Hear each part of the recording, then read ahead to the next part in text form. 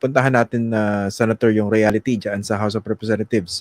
Bukod dun sa binanggit ni President Marcos before the impeachment complaint was filed, although sabi nyo nga, nag-iba na yung dynamics yan dahil ituloy pa rin yung filing. Ang unang kalaban dito, logically, oras. Ano ba nakikita nyo? May oras pa ba para tapusin yung proseso sa House at iakyat yung articles of impeachment sa Senado? Sige. Ganito kasi, no? Meron mga nag-a-analyze na base daw sa Constitution, 10 session days, 3 session days, 60 session days. Sinasabi nila yung maximum. Di ba? Maximum yon.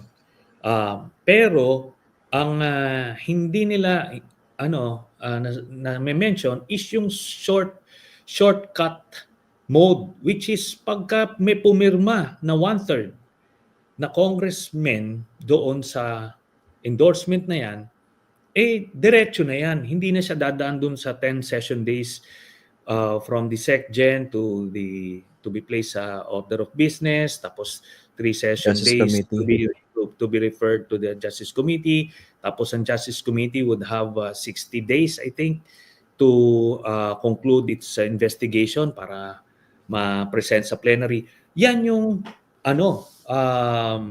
regular mode na walang 1/3. Pero pag may wag 1/3 na kagad, antimano, diretso na.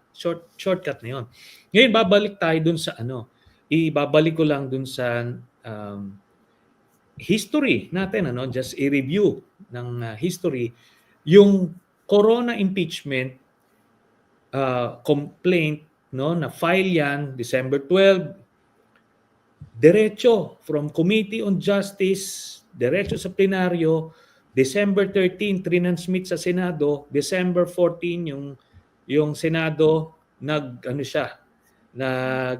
convert into an impeachment court. We swore in as an impeachment court. Tapos nagsimula kami ng January ng trial. Natapos kami ng Mayo. Okay, pero nagbakasyon pa kami noon ng Holy Week.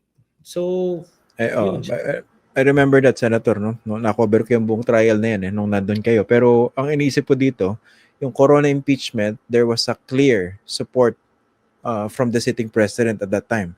And he was very vocal about it. Dito kasi, at least publicly, the president is not supporting the impeachment complaint. So, dun pa lang, again, assuming that the president this time means it. Yes, but ang pinag-uusapan natin kasi dito, theoretically, there's still time because precisely, if we will compare it dun sa Corona impeachment, December 12, yon final.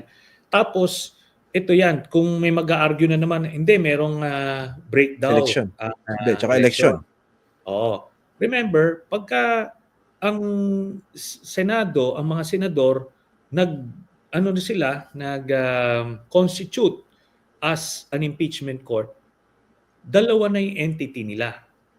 Hindi lang sila senador, kundi senator judges na sila ng impeachment court. So meaning, yung break is only for the regular session. Yung regular session would be, I think, February 13, magka-campaign break. That is for the hat or the personality as senator, no?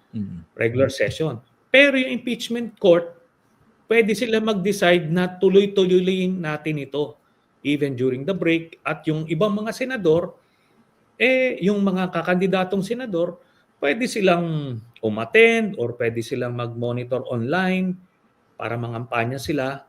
So, kasi constitutional duty ito eh. Hindi pwedeng sasabihin nila, magbabakasyon kami, magbe-break kami kasi campaign. Hindi pwede yun. Mas priority ito. Okay. Okay, tama po yan. No? Kung umakyat dyan sa Senado kasi they have no choice but to constitute themselves as an impeachment court. Pero that can make things even more interesting, di ba? Kasi kung talagang di ba? Siyempre, hindi naman kayo sasabak sa isang trial na wala man lang hopeful signals na hindi, makakakuha tayo ng numero dyan. Kasi isang pwedeng maging source of contention dyan, manggagaling dun sa mga senador seeking re-election. Diba? Sabihin nila, medyo dapat marami kayong, meron kami makuha out of this. O kaya yung iba, na meron ibang plano in the future for politics, di ba? Ayokong i-clarify yung sinasabi ko, pero you know what I mean, di ba? Yeah, yeah. Okay.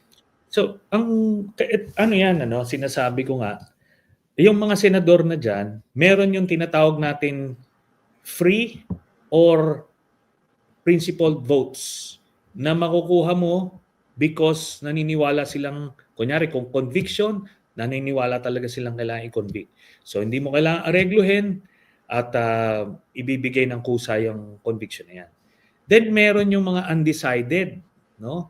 Undecided, quote-unquote, or mga transactional votes na kailangan mong ayusin, aregluhin, kahit naman, kunyari, the evidence would show na talagang guilty, pero they won't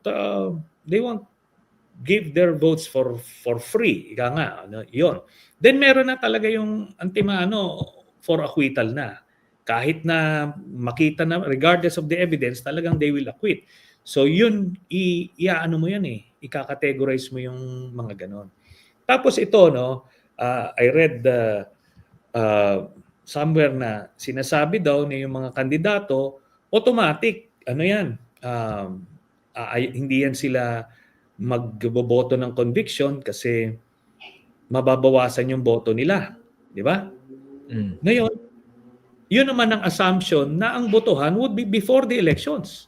Kasi pwede naman yung botohan after the elections. Let's say 2 weeks before the elections o mag-break para mag-process. Then ang botohan would be 2 weeks after the election day. Eh di ngayon, wala kang backlash. No? Kumaga, ito kasing mga nag-analyze minsan, ina-analyze nila based dun sa mga gusto nilang makita or yung mga hindi pa nila nakikita lahat. Ina-assume nila kagad na ganun yung mangyari. Marami to. Even I do not know what the circumstances would be a few months from now. Pero lahat yan, malalaman natin kung susubukan natin. At ang malinaw, kung basehan ng pag-uusapan, merong malinaw na basehan. Sa mga viewers natin, dalawang komentaryo na ako dyan, pinapaliwanag ko kung bakit dapat ma-impeach at ma-convict itong si Sara Duterte.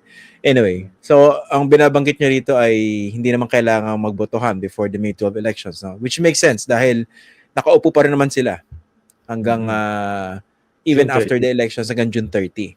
Okay, yun ang isa niya nakikitang rito, possibility. Ang isa ko rin na naisip dito, Senator, doon sa mga seeking re-election, baka mabago yung kanilang, baka they would have to adjust their campaign strategy dahil yung pag-appear nila doon sa impeachment trial, yung pagbuka ng bibig nila, yung kanilang behavior and actuations, pwedeng gamitin in aid of the re-election din, di ba? Hindi po ba? Yes. In fact, they can use it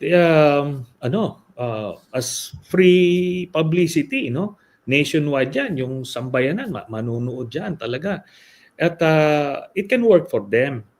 Tapos, wala pa namang botohan So, hindi ka pwedeng i-judge pa rin ng mga botante. So, depende na sa iyon kung paano mo ipoproject yung sarili mo.